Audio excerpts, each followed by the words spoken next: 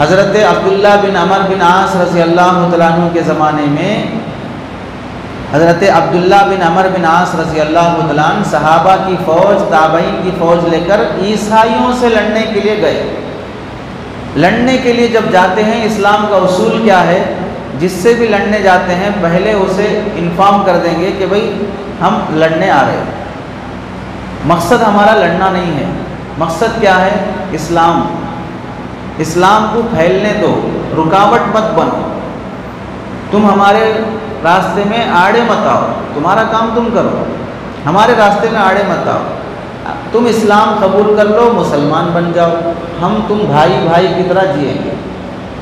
हमारे और तुम्हारे में कोई ज़ात पात का फ़र्क नहीं रहेगा, कोई दिमाग सर से पैदा हुआ, कोई पैर से पैदा हुआ, कोई छूत है, अछूत है, शोदर है, वो है, ऐसा कुछ भी नहीं है। तुम इस्लाम ला लिए, हम तुम्हारी को बेटी देते, तुम्हारे से रिश्ता कर लेते, हम सब बराबर हैं।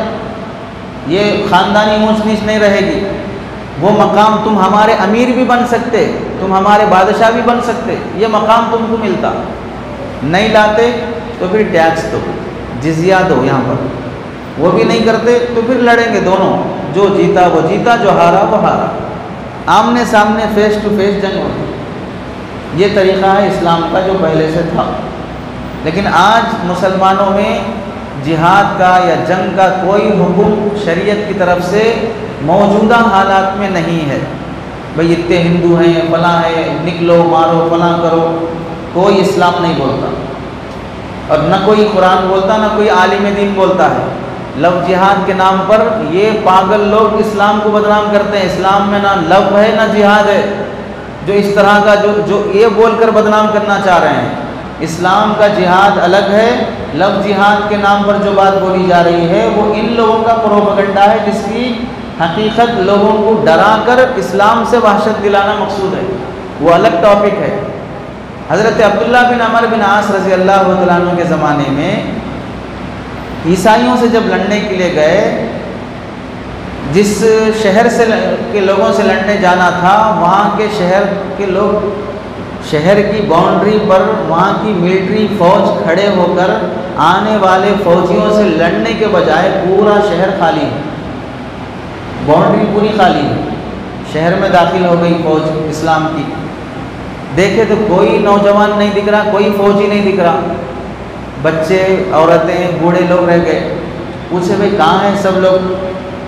वो गांव के एक कोने में, जैसे पंचायत की जगह रहती है गांव में, जहाँ पर लोग बैठ के पंचायत करते हैं, वहाँ पर हमारे 2 ईसाई पादरी आए हैं।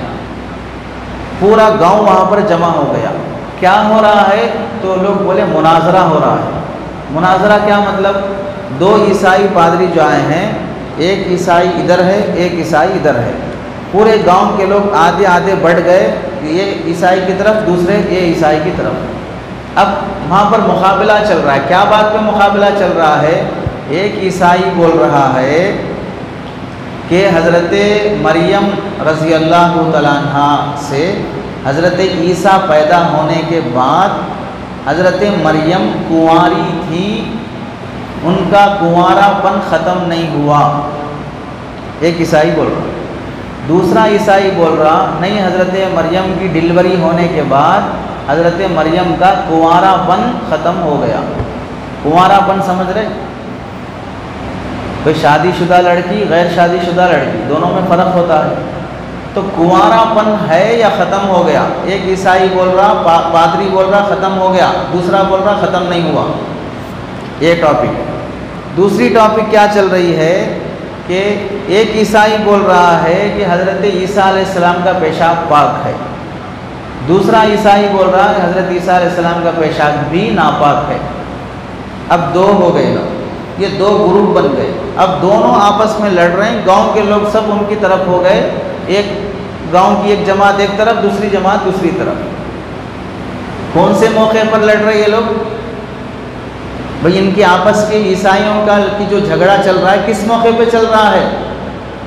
इस्लाम की फ़ौज जो उनके दुश्मन कहलाते हैं, लड़ने के लिए गांव में आ रहे हैं, ऐसे टाइम पे ये ईसाई आपस में कौन सी बात पे लड़ रहे हैं? भाई टॉपिक क्या है? कुछ समझ में भी आ रहा है टॉपिक क्या है? हज़रत मरियम का कुंवारापन था नहीं था, क्या लेना देना उससे तुम्हारे को। हज़रत ईसा अलैहिस्सलाम का पेशाब पाक था नहीं पाक था, क्या लेना देना। पीना है तुम्हारे को, नहीं नहाना है उससे, क्या करना है तुम्हारे को, कहीं को लड़ रहे इस बात में। लेकिन ईसाई लोग उस वक्त आपस में ये दो मसलों पे लड़ रहे थे, जबकि दुश्मन उनसे लड़ने के लिए शहर में दाखिल हो चुका है। तो ये बात देखकर हज़रत अब्दुल्ला बिन अमर बिन आस रज़ी अल्लाह तआला अन्हु के जो साथी थे वो हंसने लगे, कैसे बेवकूफ़ लोग हैं, जान जाने का टाइम है, ऐसे टाइम पे क्या मसले में पड़े हैं। तो हज़रत अब्दुल्ला बिन अमर बिन आस जब अपने साथियों का हंसना देखे तो गुस्से में आ गए, डांट कर बोले और ये कहने लगे कि तुम्हें हंसना आता है, मुझे रोना आ रहा है कि ये ईसाई लोग ऐसे जंग के मौके पर फालतू बातों में झगड़ा कर रहे हैं, कहीं वो दिन हमारे मुसलमानों को देखना ना पड़े कि दुश्मन इन्हें मारने के पीछे तुला हो और ये लोग आपस में मसले की झगड़ों में पड़े हो। और आज क्या हो रहा है, NRC, CA, फलां फलां दूसरे जितने भी मसले, मॉब लिंचिंग, वो गौ माता फलां बीफ का, ये सब मसलों पे मुसलमानों को टारगेट बनाते जा रहे हैं। इधर मुसलमान तू ये मसलक का, मैं ये मसलक का, तू वो मस्जिद का, मैं ये मस्जिद का, आपस के झगड़ों में है, जबकि दुश्मन पूरों को ख़त्म करने की फिक्र में।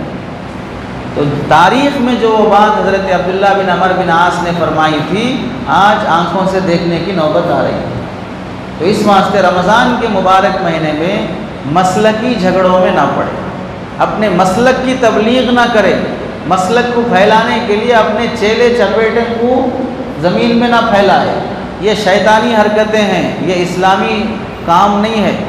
तो रमज़ान के मुबारक महीने में अपने आप को झगड़ों से दूर रखें।